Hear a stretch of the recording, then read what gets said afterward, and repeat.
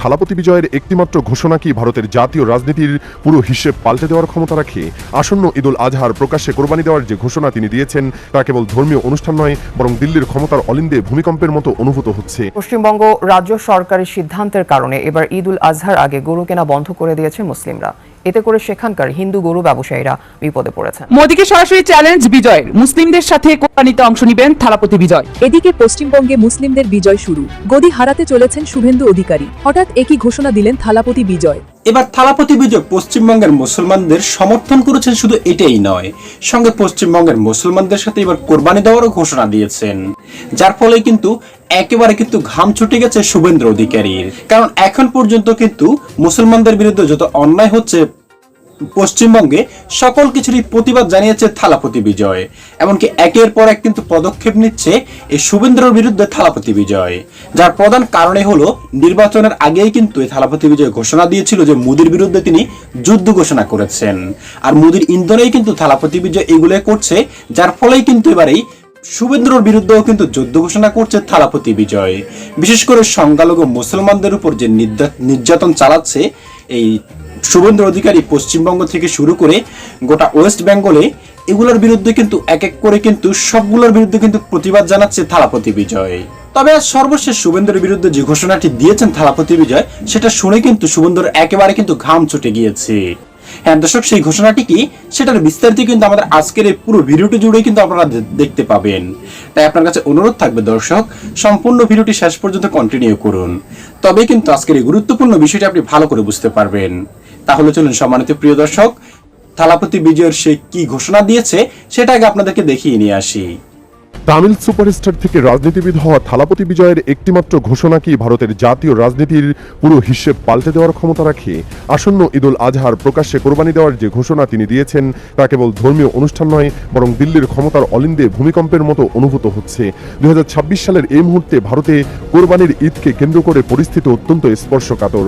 বিভিন্ন রাজ্যে পশু জবাই নিয়ে প্রশাসনিক কড়াকড়ি বাড়ানো হয়েছে। কোথাও আইন শৃঙ্খলার অজুহাত, কোথাও পরিবেশগত কারণ, আবার কোথাও সরাসরি ধর্মীয় অনুভূতির প্রসঙ্গ সামনে এনে বিধিনিষেধ জারি করা হচ্ছে। এর ফলে মুসলিম সম্প্রদায়ের মধ্যে চাপা ক্ষোভ দিন দিন তীব্র হয়ে উঠছে।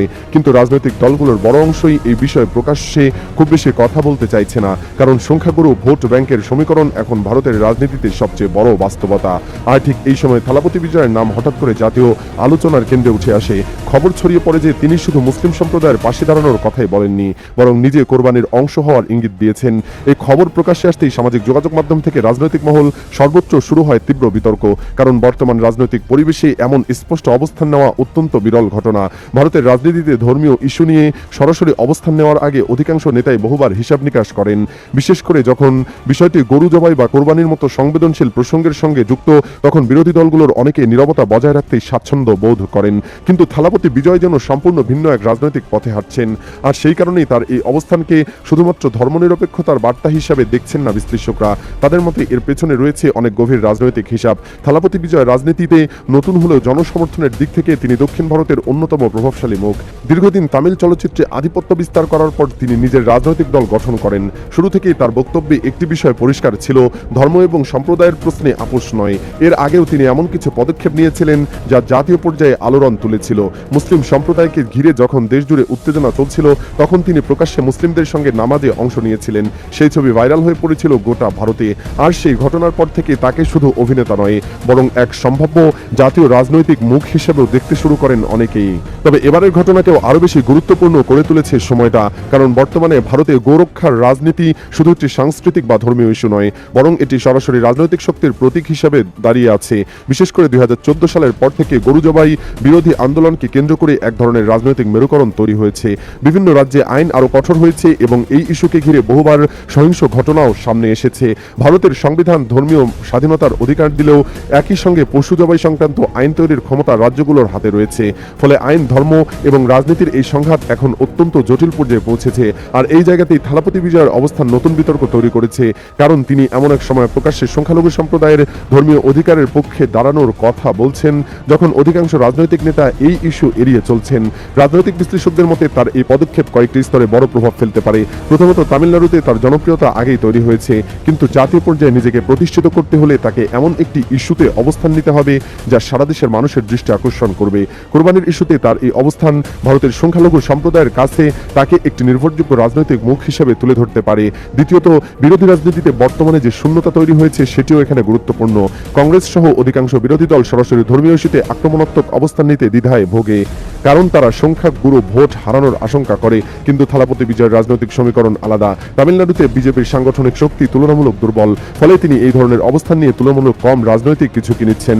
সবচেয়ে গুরুত্বপূর্ণ বিষয় হচ্ছে, যদি তিনি সত্যি প্রকাশ্যে কোরবানিতে অংশ নেন তাহলে সেটা শুধুমাত্র ব্যক্তিগত সিদ্ধান্ত হিসেবে দেখা হবে না, বরং সেটি কেন্দ্রীয় সরকারের সংখ্যালঘু নীতির বিরুদ্ধে প্রতীকী প্রতিবাদ হিসেবে ব্যাখ্যা করা হবে।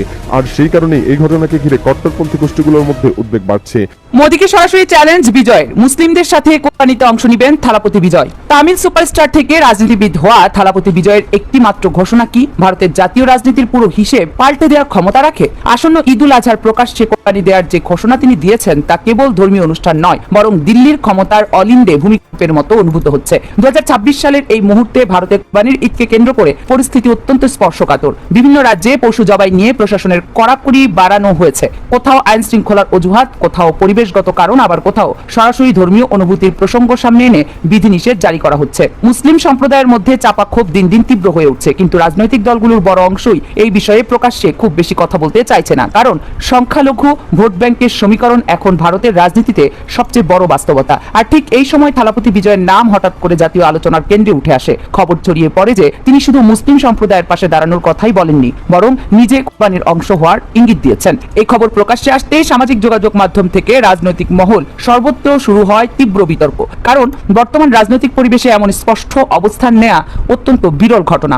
ভারতের রাজনীতিতে ধর্মীয় ইস্যু নিয়ে সরাসরি অবস্থান নেওয়ার আগে অধিকাংশ নেতাই বহুবার হিসেব নিকেশ করেন, বিশেষ করে যখন বিষয়টি গরু জবাই বা কোরবানির মতো সংবেদনশীল প্রসঙ্গের সঙ্গে যুক্ত, তখন বিরোধী দলগুলোর অনেকেই নীরবতা বজায় রাখতেই স্বাচ্ছন্দ্য বোধ করেন। কিন্তু থালাপতি বিজয় যেন সম্পূর্ণ ভিন্ন এক রাজনৈতিক পথে হাঁটছেন, আর সেই কারণেই তার এই অবস্থানকে শুধুমাত্র ধর্মনিরপেক্ষতার বার্তা হিসেবে দেখছেন না বিশ্লেষকেরা। তাদের মতে এর পেছনে রয়েছে অনেক গভীর রাজনৈতিক হিসেব। থালাপতি বিজয়ের রাজনীতিতে নতুন হলেও জনসমর্থনের দিক থেকে তিনি দক্ষিণ ভারতের অন্যতম প্রভাবশালী মুখ। দীর্ঘদিন তামিল চলচ্চিত্রে আধিপত্য বিস্তার করার পর তিনি নিজের রাজনৈতিক দল গঠন করেন। শুরু থেকেই তার বক্তব্যে একটি বিষয় পরিষ্কার ছিল, ধর্ম এবং সম্প্রদায়ের প্রশ্নে আপোষ নয়। এর আগেও তিনি এমন কিছু পদক্ষেপ নিয়েছিলেন যা জাতীয় পর্যায়ে আলোড়ন তুলেছিল। মুসলিম সম্প্রদায়কে ঘিরে যখন দেশ জুড়ে উত্তেজনা চলছিল, তখন তিনি প্রকাশ্যে মুসলিমদের সঙ্গে নামাজে অংশ নিয়েছিলেন।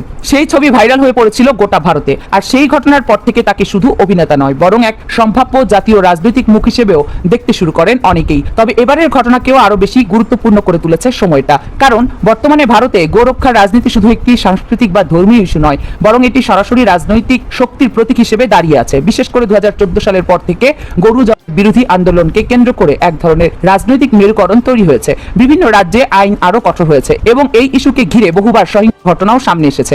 ভারতের সংবিধান ধর্মীয় স্বাধীনতার অধিকার দিলেও একই সঙ্গে পশু জবাই সংক্রান্ত আইন তৈরির ক্ষমতা রাজ্যগুলোর হাতে রয়েছে। ফলে আইন, ধর্ম এবং রাজনীতির এই সংঘাত এখন অত্যন্ত জটিল পর্যায়ে পৌঁছেছে। আর এই জায়গাতেই থালাপতি বিজয়ের অবস্থান নতুন বিতর্ক তৈরি করেছে, কারণ তিনি এমন এক সময় প্রকাশ্যে সংখ্যালঘু সম্প্রদায়ের ধর্মীয় অধিকারের পক্ষে দাঁড়ানোর কথা বলছেন যখন অধিকাংশ রাজনৈতিক নেতা এই ইস্যু এড়িয়ে চলছেন। রাজনৈতিক বিশ্লেষকদের মতে তার এই পদক্ষেপ কয়েকটি স্তরে বড় প্রভাব ফেলতে পারে। প্রথমত, তামিলনাড়ুতে তার জনপ্রিয়তা আগেই তৈরি হয়েছে, কিন্তু জাতীয় পর্যায়ে নিজেকে প্রতিষ্ঠিত করতে হলে তাকে এমন একটি ইস্যুতে অবস্থান নিতে হবে যা সারা দেশের মানুষের দৃষ্টি আকর্ষণ করবে। কোরবানির ইস্যুতে তার এই অবস্থান ভারতের সংখ্যালঘু সম্প্রদায়ের কাছে তাকে একটি নির্ভরযোগ্য রাজনৈতিক মুখ হিসেবে তুলে ধরতে পারে। ভারতবর্ষে কিন্তু এই প্রথম কোন মুখ্যমন্ত্রী বা নেতা যে কিনা স্বয়ং প্রধানমন্ত্রীর বিরুদ্ধে কিন্তু রুখে দাঁড়িয়েছে এবং নরেন্দ্র মোদীর যে কার্যকলাপগুলি আছে সকল কিছুর বিরুদ্ধে কিন্তু রুখে দাঁড়িয়েছে এই থালাপতি বিজয়। কারণ এই নরেন্দ্র মোদীর যে হিন্দুত্ববাদী মনোভাব এবং তার নেতাকর্মীদের যে হিন্দুত্ববাদী মনোভাব, সেটা কিন্তু বিভিন্ন ধর্মের মানুষদের কিন্তু একেবারে কিন্তু ছোট করে ফেলছে ভারতবর্ষে। শুধু ছোটই নয়, তাদের ধর্মে কিন্তু বিভিন্ন রকম ভাবে কিন্তু বাধাবিঘ্ন সৃষ্টি করছে তাদের ধর্ম পালনে, যার ফলে কিন্তু এবার একেবারে নিরপেক্ষভাবে কিন্তু থালাপতি বিজয় সকল ধর্মের মানুষের সাথে ইনসাফ হোক, এটাই কিন্তু তিনি চাচ্ছেন। আর যার ফলে কিন্তু তিনি একের পর এক কিন্তু সামাজিক কার্যকলাপে কিন্তু দারুণ কিন্তু সিদ্ধান্ত নিয়ে কিন্তু প্রশংসিত হচ্ছেন কিন্তু জনগণের কাছে। হ্যাঁ, সম্মানিত প্রিয় দর্শক, যে বিস্তারিত তথ্যগুলি আপনারা ভিডিওতে দেখতে পেয়েছেন দর্শক, এগুলি দেখার পর এ সম্পর্কে আপনার কি মনে হয়েছে এবং থালাপতি বিজয় সম্পর্কে দর্শক আপনার মতামত কি, সেটা অবশ্যই আমাদের কমেন্ট বক্সে লিখবেন, কারণ আপনাদের মতামতটুকু দর্শক আমাদের কাছে অনেকটাই গুরুত্বপূর্ণ এবং মূল্যবান। কারণ এই মতামতের কারণে কিন্তু আমরা পরবর্তীতে আরো নিউজ আপডেটগুলি আপনাদের সামনে তুলে ধরার জন্য দর্শক আগ্রহী হব। আজ এ পর্যন্ত, আশা করি সকলে অনেক ভালো থাকবেন এবং থালাপতি বিজয়কে পছন্দ করে থাকলে অবশ্যই থালাপতি বিজয়ের নামটি লিখে যাবেন আমাদের কমেন্ট বক্সে। ভালো থাকবেন সকলেই।